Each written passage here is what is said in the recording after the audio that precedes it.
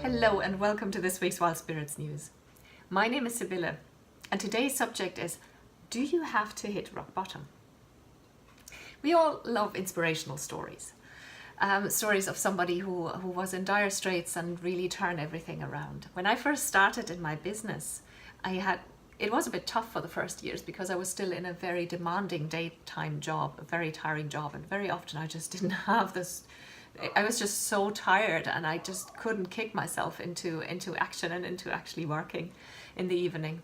And I'd listened to fellow entrepreneurs. I remember one girl telling the story how her husband left her with a baby, and that motivated her to build her business. And she said, I worked all hours and slept only 5 hours in the night.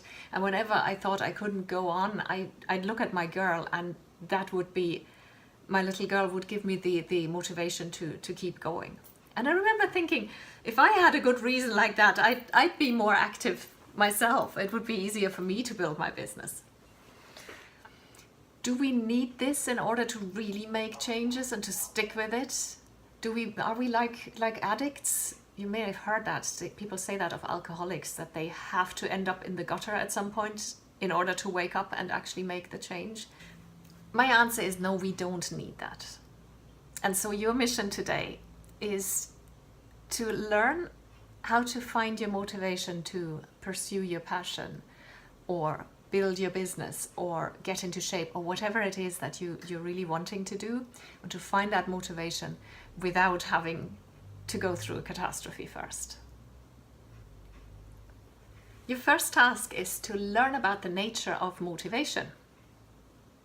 Now, first of all, motivation is intrinsic, which means that nothing from the outside can ever motivate you. No coach, for example. I could never motivate you. It can never come from anyone but yourself.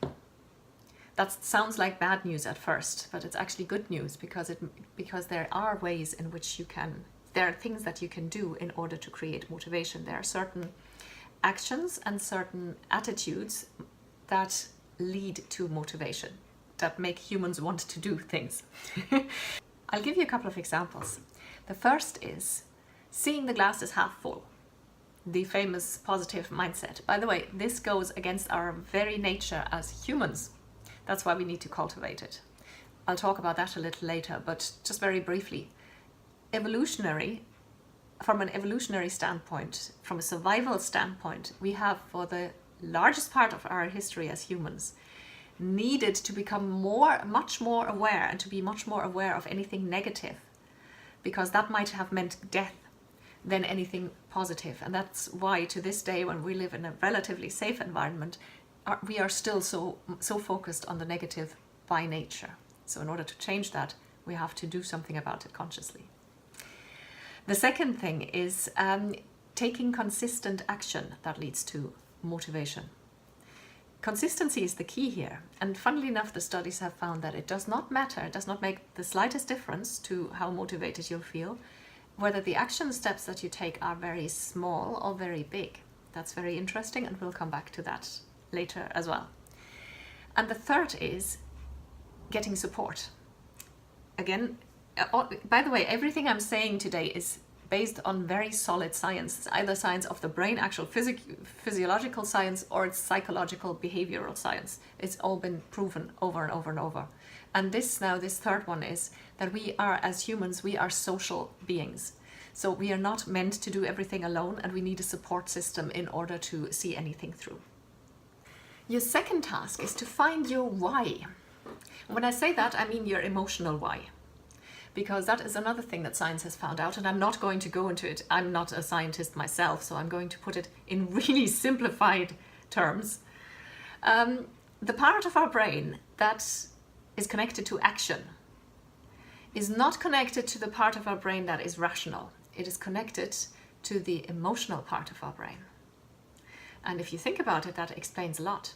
It explains why people are not motivated to action by understanding intellectually that they should take action. I mean, healthy eating and exercise, anyone? How many people do you know who are absolutely aware that that would be the right thing for them to do? It would prolong their lives and improve their quality of life, and they still can't do it. They can't motivate themselves to do it. That's because the rational brain is not connected to that. So what you need to do in order to find to kick yourself into action is to find your emotional why, to connect yourself emotionally to that, to what you want to achieve. So this is your second task. Find the emotion behind it, connect to it emotionally. It's one of the reasons why, by the way, why I work with passions, because passions are, by their nature, passion, joy is an emotion, and it engages you emotionally, and that gets you to doing things, and that completely transforms your life. This is the whole idea and the whole insight and scientific reason behind my business, behind why I do what I do. Task number 3 is now to create and implement your strategy. Because now that you've learned about it, you have to actually put it into action. So you learn about how it's done, you find your why, which is the emotion that will connect you to the wish to take action, and then you'll actually have to do it. And how do you do it? So we had the 3 points. The first was positive attitude. This is not about being naive. This is not about denying that negative emotions exist. It's actually really unhealthy to do that. You have to live through, you have to accept yourself for what you are and every nuance of yourself. However, in order to counteract that evolutionary tendency to focus only on the negative, you need to consciously, and this is mental training, you need to consciously focus on the ray of light, the light at the end of the tunnel, the opportunity in the calamity, and the gift in the catastrophe.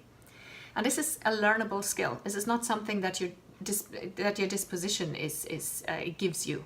People sometimes say to me, "Oh, but you're always so positive." This is the result of decades of training, of mental training and thought training. And don't worry, you don't have to do decades of it. I was beginning to see results after the first couple of months. So all you're doing is you're not denying anything, you're not denying your emotions, you're not pushing them to the back or whatever.